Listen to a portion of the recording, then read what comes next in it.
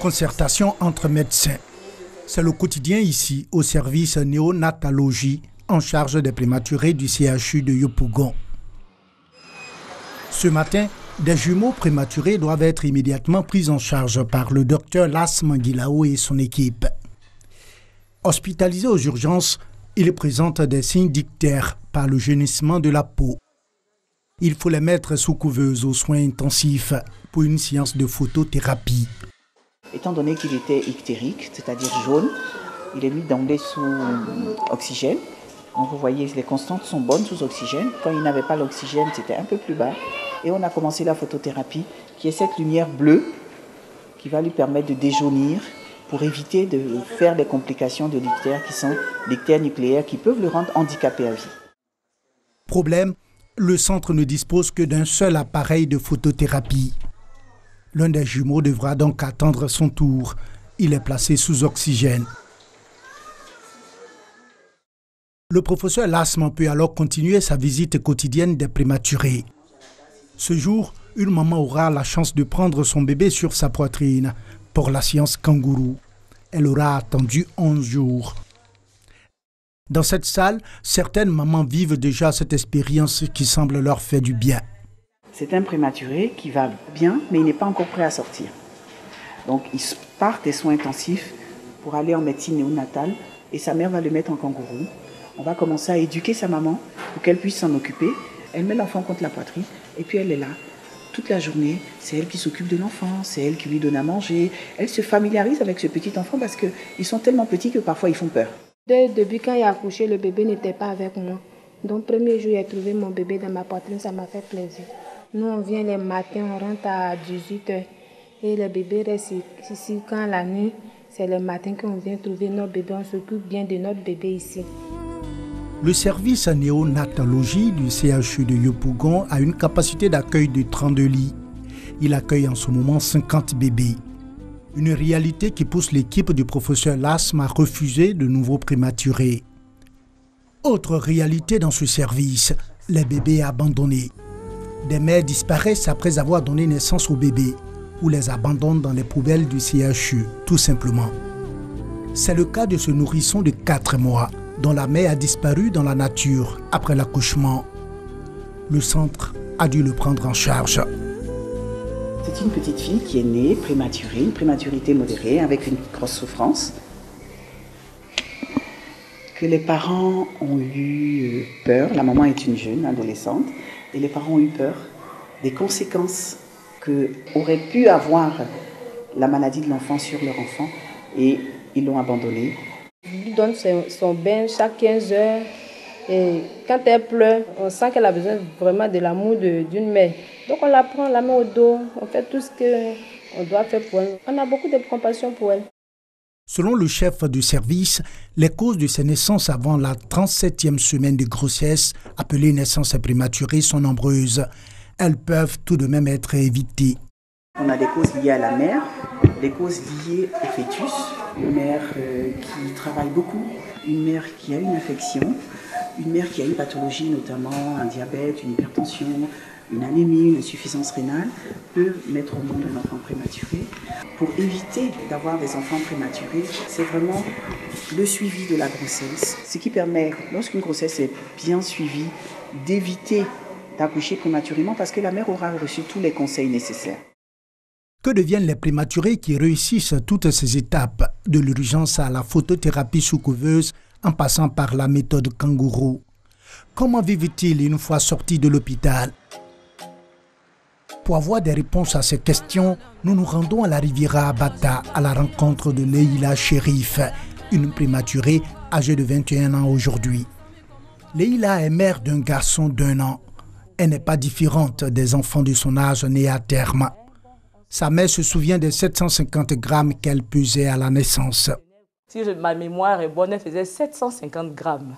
Elle ne faisait même pas 1 kilo. Maman lui avait donné le nom Sebéalaï, qui veut dire c'est Dieu qui est puissant, c'est Dieu qui a le pouvoir, c'est lui qui donne la vie. Dès qu'elle a dépassé la petite enfance, j'ai failli dire qu'elle ne tombe presque jamais malade. Il y a le temps de souffrance et puis il y a le temps du rire. Si Dieu l'a fait, il sait pourquoi. Et il l'a fait. Il faut pas abandonner son enfant. Malgré les difficultés liées à sa prématurité, Leïla mène une vie normale de jeune fille. Même si elle ne reflète pas la prématurité, certaines personnes surprises de son développement ne peuvent s'empêcher de la lui rappeler.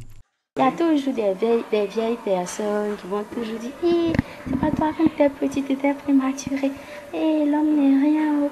Même souvent, parfois, mes amis qui savent, elles me disent hey, comment t'as fait, explique-moi.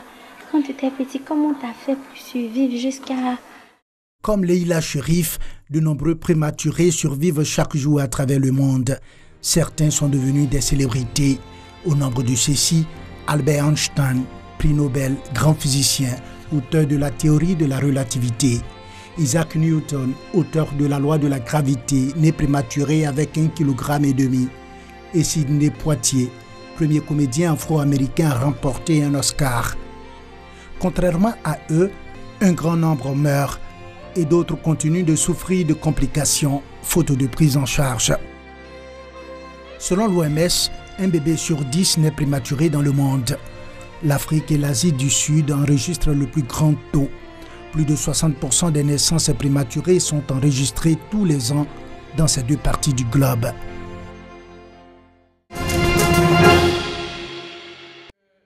À l'orée des élections présidentielles 2020, l'ONG Afrique Solidarité s'engage dans le processus de paix. À cette cérémonie dénommée Porte-flambeau de la paix, le président Traoré Clément revient sur l'importance de la réconciliation et appelle tous les partis politiques, les religions et les différentes communautés ethniques à prôner la paix. Ce flambeau va se promener chez tout le monde, sans distinction.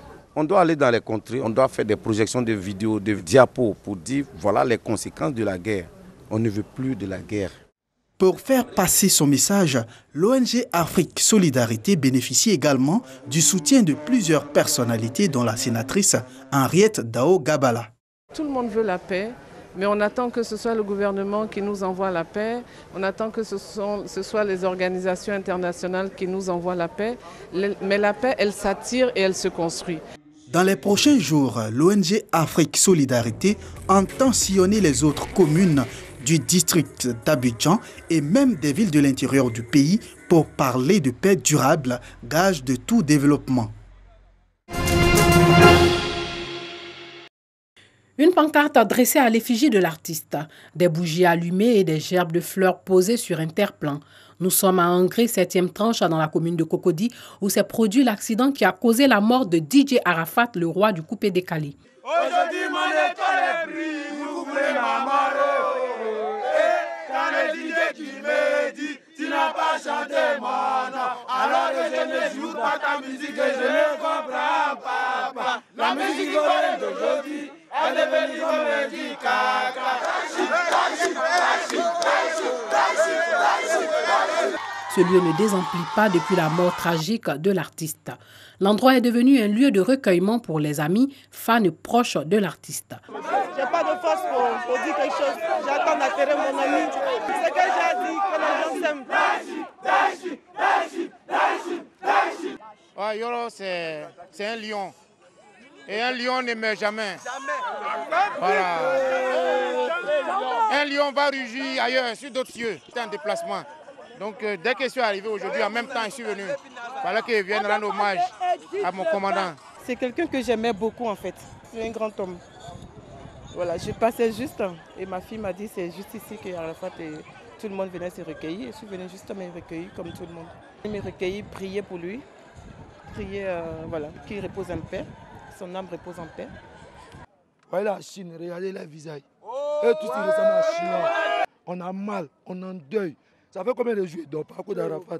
On prie Dieu, Dieu Kango là. On n'a pas se reposer en paix. Pour Arafat là, on est prêt à tout. Appelés chinois pour leur nombre impressionnant, les fans de DJ Arafat souhaitent qu'un hommage lui soit rendu au stade à Félix Houphouët-Boigny. Bon, c'est l'espace le plus grand du pays et puis de son vivant, il a toujours voulu faire un concert là-bas. Puis ce n'est pas le monde qui manque. Donc nous serons reconnaissants au ministre Ahmed Bakaoké, surtout à Papa Ardo aussi, le président de la République. Merci beaucoup, papa. Nous savons que tu vas répondre à notre attente. Merci beaucoup. Les obsèques de DJ Arafat sont prévues les 30 et 31 août prochains. Adepte de moto, le dernier single de l'artiste s'intitulait Moto Moto.